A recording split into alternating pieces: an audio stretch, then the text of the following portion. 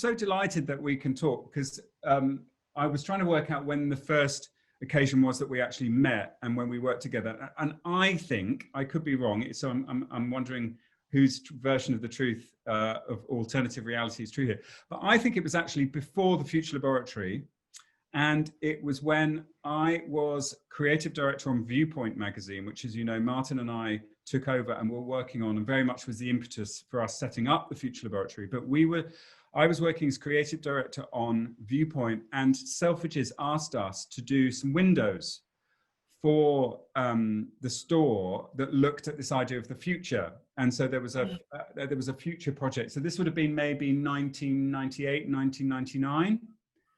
And I created a couple of windows that were quite complicated at the time, using some TV screens that were on loops showing material and that featured on rotation the creative work that I had commissioned by photographers for Viewpoint magazine. And I'm pretty sure that was the first time that certainly that I did any work for Selfridges, but I'm sure you would have possibly been part of that. I don't know if that rings a bell. If it was 1998, 1999, it's slightly before my time, Chris. Oh. But having said that, those windows ring a bell to me. And I'm wondering whether it might have been sort of 2002 or something like that. But I guess you would have already started Future Laboratory by then. It could have been, because there was an overlap with Future Lab and Viewpoint. Yeah. It could be that it wasn't actually the Future Laboratory. It was right at the early days of when we set up, but it was definitely this future-focused windows that we created. Yeah. But I think the main thing that brought us together was when we created our first iteration of a project that then became an award-winning project for the two of us, Fragrance Lab, which we first did. Its first iteration was called the Sweet Shop, which I know we invited you to and you came and visited. Yes, indeed you did. And actually, I was reflecting on that project on the Fragrance Lab the other day, and it took us 2 years to deliver that project, if you remember that, which in the world of retail is a long time, actually, which only just talks to really how much detail and thought and really effort I think had to go into getting that absolutely right. Actually, it was. I mean, it was quite, I mean, there was I remember there was a delay in actually the beauty project as a whole, but that gave us so much more time to actually think about how to make this work and to really engineer it for the Selfridges shopper, and to make it an experience that they were going to be really, really interested in. And I think, there was so much that we learned from that as a process, and also as a way to watch how shoppers work and how they engage with the shopping process. And I still think what was amazing about that experience was, one, that we all worked really hard to enable something quite special to happen, which was for the Selfridges shopper to actually be able to walk through the windows, which they'd never been able to do before. And there were some obstacles there, because it actually involved them going very close to, I think it was the Rolex store. And so there were some real security issues around people walking around areas back of house, where obviously there were some very expensive high ticket items that were in proximity, and there were across security routes and all sorts of things. But then the other part of it was also that for the period that project ran, which I think was close on 10 weeks, I think, in total, was how few returns we got of people who were unsatisfied with their product. We were encouraging them to invest £65 in an experience and having no control over the selection of their fragrance they were given at the end. And I think in the end, the number of returns of people who actually came back and said, I really don't like my fragrance very much, was literally, or you could almost count them on 2 hands. Yeah, I mean, it was like 2 people or something. And I think that was definitely the big, I mean, obviously I had and you had great confidence in the project, but I do remember people thinking, oh, this is going to be a great experience, it's going to be a great spectacle, people will love it, it's a bit of a novelty, all of it. But I think probably great doubt as to whether you would actually end up with your favorite or perfect fragrance. And so many people still say they've still got that fragrance. Yeah. And they still use it, and they use it very, very, very sparingly, because obviously they've only got one. They'll never get it again. Yeah. But I think that was the big wow moment, wasn't it? It was at the end, people going, actually, yes, that's right. This is my perfect fragrance. So no, it was such a great project to work on. And as we said, as a collective, because it was very much a collective experience and a creative experience. You know, we as a joint team, you know, we scooped, as it were, and we scooped up at the retail awards that year and won, I think, best merchandising initiative, best design pop-up. I think there was another one as well. I think there were 3 awards, but as you say, I mean, it's a classic Selfridges project. It always becomes really, really complicated. In a way, it's always a good thing. And like you said, you know, I think there were health and safety issues around the pathways of how people could get through. You know, what would you do about disabled people?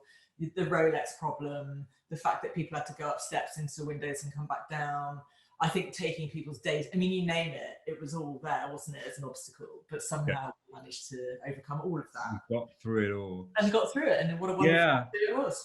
Which I think is, for me, leads me to the other question I wanted to ask you. And by all means, if you've got any questions for me, just throw them at me. Was about this idea really of how much change we've been through over the last 20 years. And in some ways, I think it's almost quite difficult now to try and remember back to what things were like in the year 2000 when you were kicking off your career with Selfridges, in terms of how different it was. I mean, for you, you know, how much do you think your world has changed over the last 20 years? If you think back to what you were doing then and what you're doing now. I mean, I guess the short answer is it's changed enormously. Although having said that, there are some things that still remain the same, you know, and I think, you know, certainly with Selfridges, our interest in the visual and spectacle and experiences and that 3D aspect of retail, really, that holistic approach to it has never really changed. But it's the kind of the way people have engaged with it over those years that has changed. So obviously with digital coming in as a huge disruptor, I mean, initially as a disruptor, and now obviously, you know, what we can do with that is immensely exciting. Yeah, that really changed everything. I mean, I think, yes, it was always about the stores have always been important to us. You know, they still are. I think the windows, you know, the atrium, the spaces, facade, you know, the importance of those stores in their city and what that means for the surrounding area. I mean, that's all of the stuff will always be interested in. But yeah, I think digital first, and now obviously climate change and sustainability is the second big disruptor in a way. And all of these things, you know, help us to evolve and shape and progress our business model.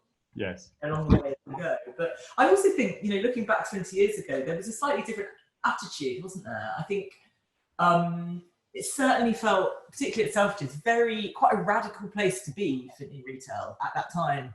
There was a lot of pioneering thinking, big blue sky, quite risky stuff going on, actually.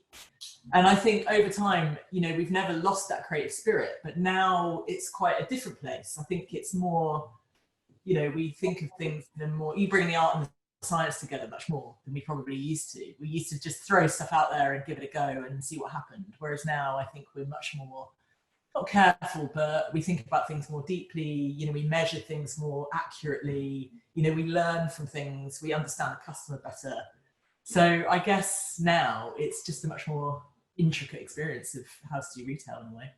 Do you think that's made you, or more opportunities to be creative, or that actually, you know, the creativity versus commercial balance is somehow become more tipped, or do you actually think that level of greater understanding of the commerciality is giving you the freedom to be more creative? I think it does. I think it really does, actually. I think you have more to work with. I think, you know, we didn't have any data before. Now we do. And I'm not a huge fan of data, to be honest, and it should never lead, you know, creativity, but it definitely helps to sort of fine tune things and turn the volume up of some things and down of others. Definitely, I think. We've both got more channels to play with as well. You know, we now have the physical spaces, but we also have the digital spaces. We have media. We've got, you know, we can do live talks and events, and now we can do those online. So all the time, you're sort of reaching different people at different times in different ways. And I think that's very exciting. So if you look back over the last 20 years, what are some of the projects that you're most proud of that you?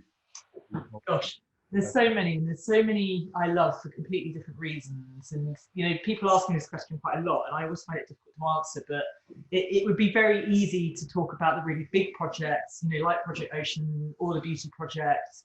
But funnily enough, it's actually some of the smaller ones that, for me personally, I feel really connected to, or did feel very connected to. So projects like, you know, Agenda, you might remember Agenda.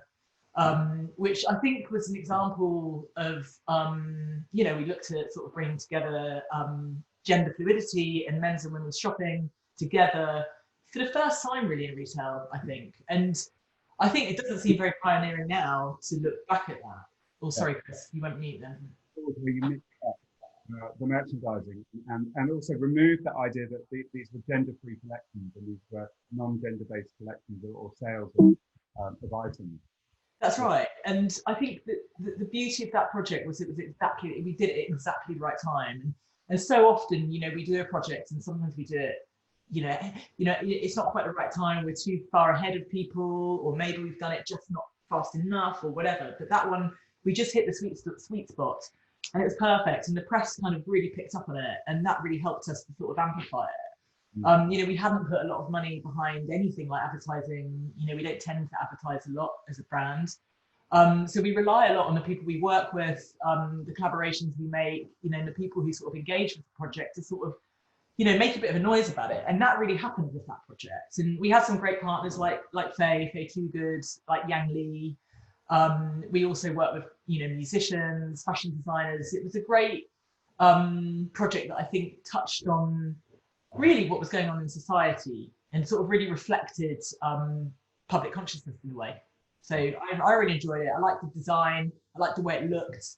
I liked the graphics. I liked the fact we were able to use digital properly for the first time. You know, we had video that we could use. We did live events. So for me, that was a good project.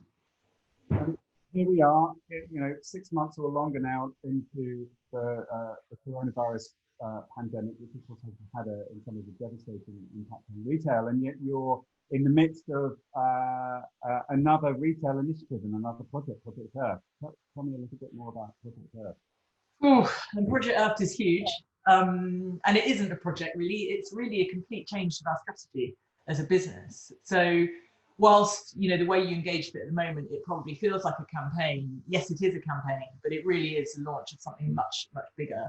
It really is the first step in changing the way we do business for the future, which is huge. And as you'll know, you know, this isn't something we've quickly thought about over lockdown and sort of brought into being. It's something we've been doing for 10 years now, is looking at sustainability and the future and how we can sort of experiment and use the Selfridges platform to explore and innovate really in the retail space. So, I mean, Project Earth really is about looking at, I mean, we say materials, models and mindsets really, and how we use those three things to experiment, which is exactly what it is. It's kind of like a live experiment that we are going to learn from, to see how our customer engages, to see how people respond, and, you know, and then it's going to shape our business really. So I think, you know, our we're in the process of working on and evolving our Selfridges Group vision, purpose and values at the moment, and we really believe that this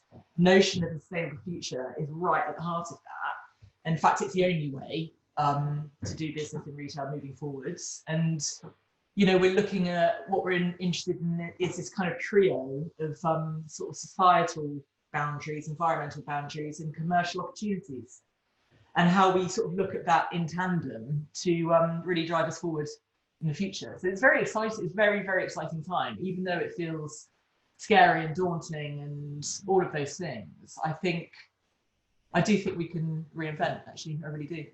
Where does that, the last question for me, and then maybe we've got a few for you, but where do you think that takes you in terms of new challenges, both within the field of creative direction, but also as a brand?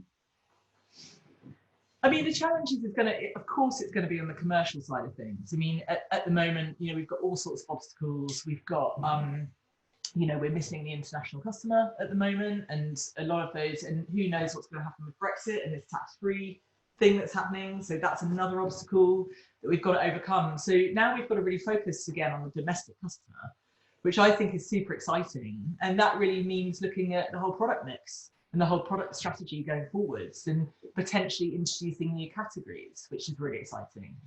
Potentially looking at this mix between own bought and concession. What does the shape of the stores look like as a result of all of that changing? I think we're going to need to be much more flexible, probably a lot faster in how we do things. I think the strategy is going to be much more biased again towards independent brands and sustainable brands, which I think is hugely exciting. You know, what comes with that is great creativity. So in a way, it's kind of, I think it's exciting. I think, but yes, it's going to be, you know, this isn't something you can do overnight. I mean, I think, you know, we have a very big target of wanting all our products to be from, you know, sustainable sources by 2025, which is a huge, huge target. But it's going to take time to shift this balance. But I think we can do it. And it's all about the customer, really, isn't it? Yeah, I mean, that's the guiding principle here, isn't it? Keeping that in mind of the consumer.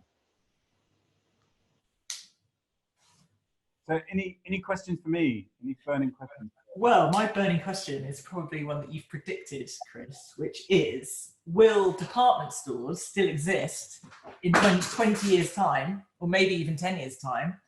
And if so, how will they be different? Oh, that is a really, really good question. You know, will the department stores still exist by 2030 or even longer? Yeah, let's say 2030. Yeah, I mean, interestingly, we've over the last 5 years, despite being, you know, the business that coined the expression phygital nearly 10 years ago now, we've always said, and we've agreed with those figures that have said that, you know, even up to 2050, there will still be a place for bricks and mortar. And I think even the events that we've seen over the last 7 months, where we've obviously had to see a massive shift in terms of shopping patterns and the way people shop, I still believe that I mean, very interestingly, whilst we've all suddenly found new networks and new logistics mechanisms to enable stuff to be delivered to us even quicker and even more successfully, and of course, a lot of those networks have been about enabling smaller businesses and brands to be able to deliver successfully and profitably. What we've seen at the same time, up and down the country in the UK and across, I think, most countries, is a dependence on the local and the neighbourhood. And in fact, again, it's pushed many of us back towards our local and our neighbourhood. And I would say the long drift trend, of course, as we know, is that our work-life patterns will change. Many of us are re-evaluating what type of work we do, how much money we actually need in order to feel happy and content, and just how important home and local and community are becoming once more for us, instead of maybe the desperate desire to just chase the paycheck, that, you know, this kind of an assumed quality of life that meant many of us just felt we were on this you know, just this guinea pig wheel of working harder and harder for less and less and less. And so I think that makes many of us want to actually shop in more careful and more sustained ways. But I think as a result of that, those moments where we actually connect with a store in a really meaningful way, because it's emotional, because the product's fantastic, because it's been carefully curated, because there is an experience there, become more and more valuable. And I think, you know, I've always believed that a department store sits right at the heart of the successful retail promise, because it is about, you know, I mean, whilst we now tend to use it to define big gargantuan stores like Selfridges and the store that Selfridges represents, at its heart, I think the successful department store is the village store as well. And they are simply stores that bring together the best of what is available, and they bring to you a view of the world or a selection of products that is a result of somebody else's careful attention, thoughtful process, and you know, experienced eye in terms of providing what they think and anticipate you are going to want or need, even if you don't know that you need it yet. And I think that's what a successful department store has always done. And if anything, I think that hopefully this means that we see the end of mono-brand stores, yes, and stores that actually just do one-trick ponies. And actually we go back to the idea of these Aladdin's caves of excitement and thrill, and, you know, where you sort of journey in and you end up with a whole bunch of things that you didn't even know you wanted or that you needed. And I think that's the exciting opportunity with great retail, because as much as we look at the notion of serendipity within the online experience, and we've talked about this at the Future Laboratory before. Let's face it, for the majority of us, it's a browsing catalogue, which means we are filtering product, and we are proactively searching for things that we want and that we know. Whereas, as I've said, the great surprise about successful retail is when we stumble across something that we didn't know we wanted, and we get, you know, it's like when you are in front of an amazing salesperson who puts a pair of pants on you, as in trousers, that you would never in a million years want to normally try, but they look at you and they kind of go, "Oh, come on, try these." And you go, "Oh no, it's not like that." Or it's, "I would never wear those." "Oh, I think you look really good in those." And you go, "No." They go, "Go on." And you go, "Oh, okay." And you put them on and you kind of go, "Wow, actually, I look really good in these." And before you know, you bought them. And, you know, sometimes you've been forced into buying things that, you know, they sit in the back of the cupboard and you probably never wear them again. But more often than not, that you actually kind of go, "God, my bum looks great in these. You know, this cut really flatters me." Or, "Yeah, and somebody notices them and say, "Gosh, I'd never have thought you'd wear that color. But it looks great on you." And you kind of go, "Oh," and that's what successful retailing is about. Yes, it's that combination of sort of spontaneity and that alchemy, isn't it, that you describe, bringing all of those factors together that creates a sense of the spirit, which is it's intangible in a way. And it's so many people sort of say, "I love Selfridges. I don't know quite why, but I do." Or sometimes they say, "I just like walking around it." And they're there walking around it, they're watching people, they're engaging with things, they're touching things, they're getting a sense of an energy around something. And it is that spontaneity and that alchemy, I think, that creates that sort of sense of magic, really. I think alchemy is such a good word for it, and the magic that then comes out of that, because it is this mix of art and science. So, I think, in brief, I think the future is looking really bright for the department store, and I think it's looking less bright for as it were, the mono-brand store, which inevitably ends up just feeling really one-dimensional and just where there's no depth and there's just no opportunity for adventure. No. Yeah. Good. That's a good response, Chris. I should have written it down. Recording this, so thank you. Really good to chat, Chris. Well, it's really nice to catch up. Yeah, I'm looking forward to the bits that we're pulling together on Project Earth. It should be great. Looking forward to it too. Love to Beth. Yeah, and you and Martin. Take care. See you soon. See you soon.